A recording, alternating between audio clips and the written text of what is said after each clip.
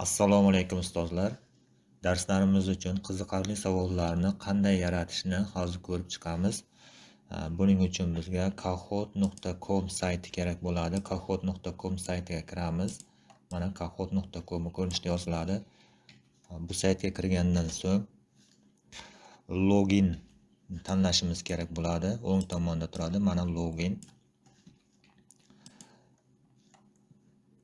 Buni tanlagandan keyin kabinetimizga kiramiz. Undan avval brauzerda siz elektron pochta manzilingizni kiritib olishingiz kerak bo'ladi. Mana qilib Gmailingizda login qilgan vaqtingiz keyin avtomatik kiradi yoki tanlab kirsangiz bo'ladi. Bu yerga kirgandan so'ng mana bu oyna bizni kutib oladi. Bu interfeys. Bu yerda har xil tugmalar bor. Siz yangi savol yaratmoqchi bo'lsangiz, mana create tugmasini tanlashingiz kerak bo'ladi. Siz agar oldin yaratgan savollarga kirmoqchi bo'lsangiz, library'ni tanlashingiz kerak bo'ladi. Reports bo'limida hisobotlar bo'ladi. Yangi yaratilgan, boshqalar yaratgan savollar kerak bo'lsa, discovery'ni tanlasangiz bo'ladi. Home bo'limida, demak, biz hozir bu tekin versiyasidan foydalanamiz. Agar siz pullik versiyasini sotib olsangiz ham bo'ladi. Buy now degan bu yerda pullik versiyasida ko'proq imkoniyatlari bo'ladi, ko'proq imkoniyatlarga ega bo'ladi. Boshlanishiga bepul versiyasidan foydalansa ham bo'ladi. Unda ham ko'p imkoniyatlar bor. Endi agar mabodo tushunishda muammo bo'lsa, o'ng tugmani bosib, bu yerdan translate o'zbek tiliga o'tkazishni tanlasangiz bo'ladi. Mana hamma buyruqlar, yangilash, yaratish degan buyruqlarimiz o'zgardi. Xo'p, yaratish tugmasini bosamiz. Kahoot so'rovnomalar va viktorinalar bilan qisqa darsda yaratish menusiga kiramiz. Bu yerdan tugmasini tanlaymiz. Mana bizga, demak, bu yerda ochildi. Bu yerdan PDF shaklda yuklashingiz, prezentatsiyangizni yuklashingiz mumkin yoki sun'iy intellekt yordamida, mana yozyapti, sun'iy intellekt yordamida savollar yaratishingiz mumkin yoki PDF shaklda yuklashingiz va sun'iy intellektdan foydalangan holda savollar yaratishingiz mumkin.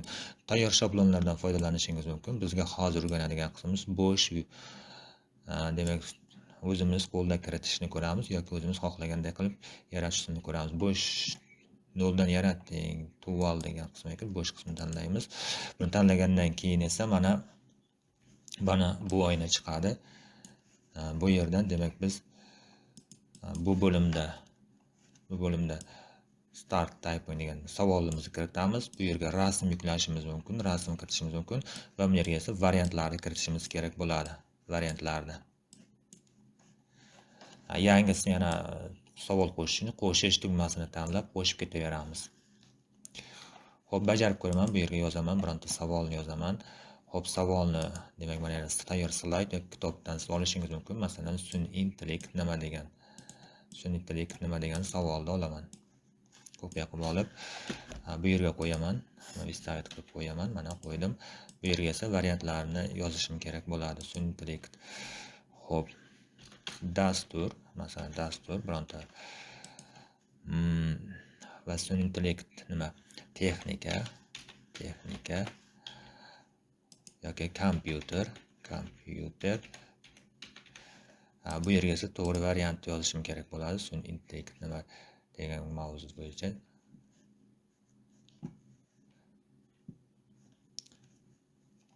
Bu odamlar yaratgan dastur bo'lib, u kompyuterlarni inson kabi aql bilan harakat qilishga o'rgatadi degan javobni olib kelib qo'yaman.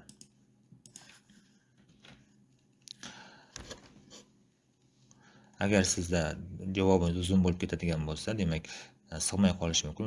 Shuning uchun qisqaroq bo'lgan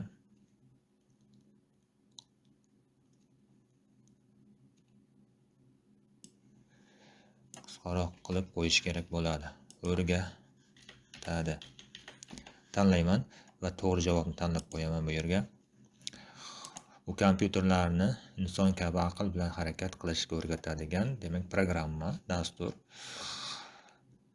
Buni tanlagandan so'ng yaratish tugmasini tanlayman. Bu yerda savollarni demak turini tanlash kerak bo'ladi. Demak bu yerda har xil savol turlari bor. O'zingiz bu yerda rost, yolg'on, viktorinasi yoki test shaklidagi savollar yoki boshqa turdagi savollarni kiritsangiz bo'ladi. Yoki bu yerda biz hozir o'rganadiganimiz bu 20-25 ta savol uchun hozirgi vaqtda sun'iy intellektdan foydalansak juda yaxshi bo'ladi. Import tugmasini tanlayman-da. Import tugmasini tanlab men savollarni import qilaman.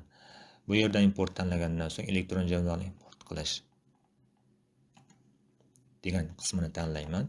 Shablon yuklab olaman bu yerdan. Mana shuni yuklab olaman-da, shuni tanlab shablon demak faylni bir yuklash kerak bo'ladi. Bizning shablonimizdan foydalaning deyapti. Men shablonni foydalanishni tanladim. Xo'p, bu yerga tanlagandan keyin mana bu yerga kelib tushdi. Uni ochaman. Mana savollarimni mana shu Excelga, mana shu Excel menga tashladi shablon. Shunga kiritib yuklasam bo'ladi.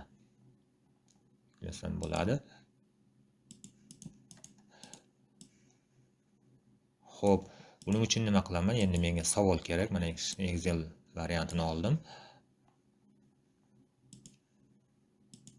Mana. Xo'p, buni men skaner qilib olaman-da.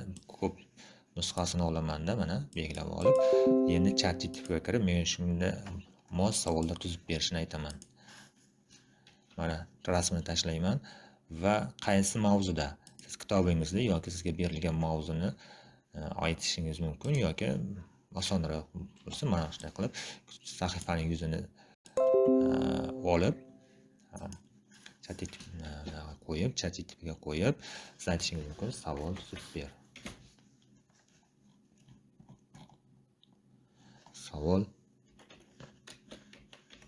tuzib ber shu mavzuda.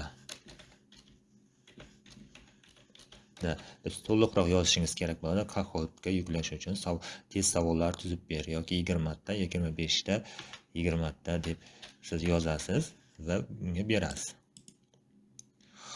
Savol tuzishni boshlaydi. Shunga qarab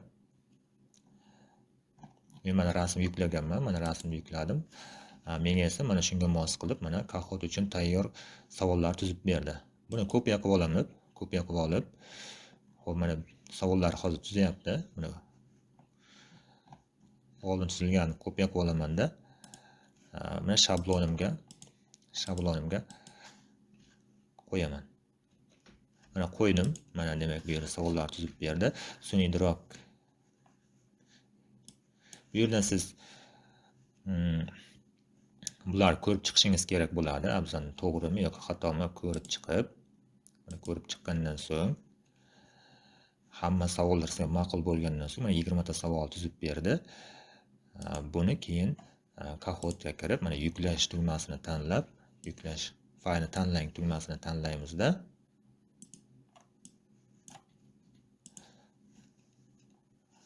Excel variantimizni yuklaymiz. Mana Excel Kahoot mana bu yerda turibdi. Mana kirsam, yuklab olgan joyimda buni tanlayman. Buni tanlagach, mana bunaqa oyna ochiladi. Bu yerdan Open tugmasini bosaman. Mana demak bu yerda yuklashni bosaman. Muvaffaqiyatli bajarildi. Mana bu yerda aytayapti. Sizning savolingiz 20 ta savol import qilindi degan belgi chiqdi. Qo'shish tugmasini tanlayman. Xo'p, mana savollarimni mana Kahootda tayyorlab berdi. Bu yerda rasmlar qo'shish ham mumkin. Mana xohlasangiz bironta rasm ham qo'yish mumkin. Yoki kompyuterdan yuklash mumkin. Endi 20 ta savol mana tayyor menda. To'g'ri fikr qaysi? iOSda yoki Agertor. Bu yerda endi saqlash tugmasini tanlashim kerak bo'ladi. Mana saqlash tugmasi. Tugmasini saqlashni bosganimdan so'ng xo'p, Kahootingiz uchun sarlavha kiriting. Sun'iy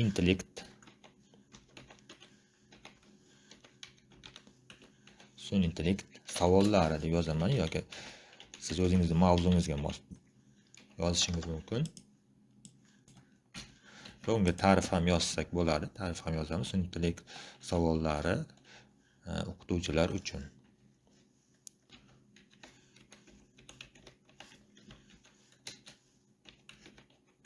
Yoki o'quvchilar uchun deb yozgandan so'ng davom etish tugmasi tanlanadi. Mana xo'p, bu yerda testimiz tayyor bo'ldi. Endi bu yerda siz buni boshlashingiz mumkin, jonli efirda uzatishingiz yoki demo degan sinab ko'rishingiz mumkin yoki ulash tugmasini bosib ulashishingiz mumkin. Xo'p, bajarilni tanlab qo'yaman. Biz endi Kahootga kirgan vaqtimizda Kahootda qaytadan kirib ko'rsak, masalan, buni bajarib bo'lgandan keyin kahoot.com ga kirsak,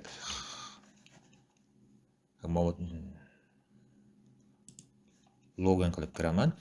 Bu yerga keyin library bo'limiga o'taman. Mana library bo'limida mana shu yerga kirsam, barcha yaratgan testlarim shu yerda saqlanib turadi.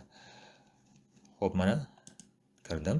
Mana bu yerda men hozir tayyorlagan savol 21 ta savol turibdi. Sun'iy intellekt savollari deb turibdi. Buni keyin ustiga demak kirganimdan so'ng ustiga mishkani olib borsam, mana host leave deb chiqadi. Host leave deb mana bunaqa chiqadi. O'sha host bosaman. Xo'p, menga mana bunaqa oyna chiqadi. Bu yerdan xohlagan bittamizni tanlaymiz va o'yin boshlanadi. Bu o'yin shaklida ham, test shaklida ham bo'ladi. Bu juda ham o'quvchilarga qiziqarli bo'ladi. Bu darslarimizni ancha qiziqarli va samarali qiladi. Bu yerdan mana biz hozir mana bu yerda o'yinlar bor. O'yinlarni tanlashimiz mumkin. O'quvchiga qiziqarli o'yin shaklida testni o'tkazib beradi. Ma'ruza shaklida jamoaviy o'ynash mumkin yoki klassik usulda bajarish mumkin testlarni. Bu yerdan tanlagandan so'ng, demak, birontasini tanlaymiz. Men hozir birinchi klassik usulni tanlayman-da. Klassik usulni tanlab, start tugmasini bosaman.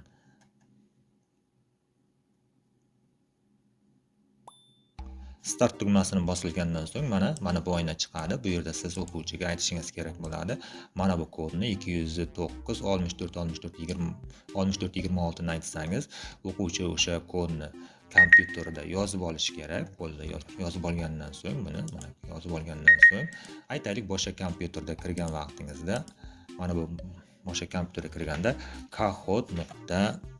kahoot.com yoki kahoot.it deb yozib, bu mana yozadi. Mana bu yerdan yozgandan keyin mana game pin kodni kiriting deb chiqadi. Kodni yozadi, enterni bosadi va ismini yozish kerak bo'ladi. Ismini yozish mumkin. Masalan, men yozaman ismimni, Xom deb OK deb bosganda, xo'p, bizda keyin mana bu savollarni so'raydi qo'shilish uchun. Bu yerda kiritish kerak bo'ladi.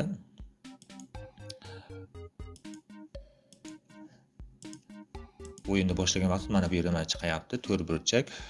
Mana bu belgilarni zimma-ketinlikda shu tanlasa, o'yinga kir qo'shiladi. Qo'shilib ketadi.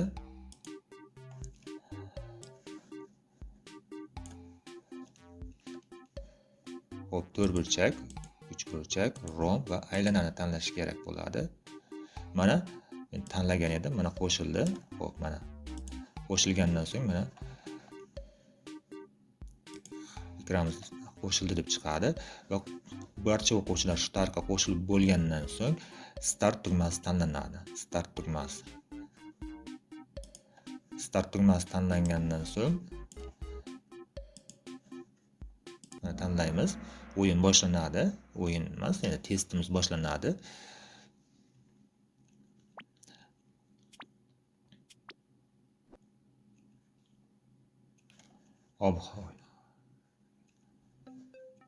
Mana bu holatda chiqadi. Bu yerda esa o'quvchi javob berib ketish kerak bo'ladi. Mana yerda javoblarni tanlab javob beraveradi.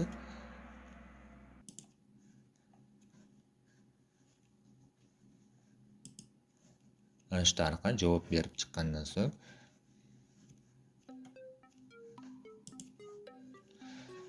xo'p, oxirida natijalarni ko'rsatdi. Yuklab ishlab bo'lgandan so'ng oxirgi natijalar reports bo'limiga kirilsa, mana bu yerda barcha natijalar ko'rinib turadi. Mana bu holatda. Bu yerda masalan informatika 9-sinflar uchun olingan testimda mana hozir ko'rishim mumkin. Qatnashuvchilar 5 kishi qatnashgan. Bu yerda 35-24% dan ishlashgan. yoki boshqa natija mana bu yerda bu savollarda mana 11 kishi qatnashgan, 80-85-50% dan ham ishlaganlari bor. Umumiy natija 65% ishlagan. Mana shu tariqa deb ko'rishingiz mumkin. Tariqa savollaringiz hammasi reports bo'limida turadi. Mana reports bo'limiga kirib siz ko'rsangiz bo'ladi. Bu juda ham yaxshi saqlanib turadi. Siz shunga qarab ishlashiga qarab baho qo'yishingiz mumkin yoki monitoring testlarini olishingiz mumkin. Bu juda ham sizga qiziqarli darslarni tashkil qilishga yordam beradi. E'tiboringiz uchun rahmat.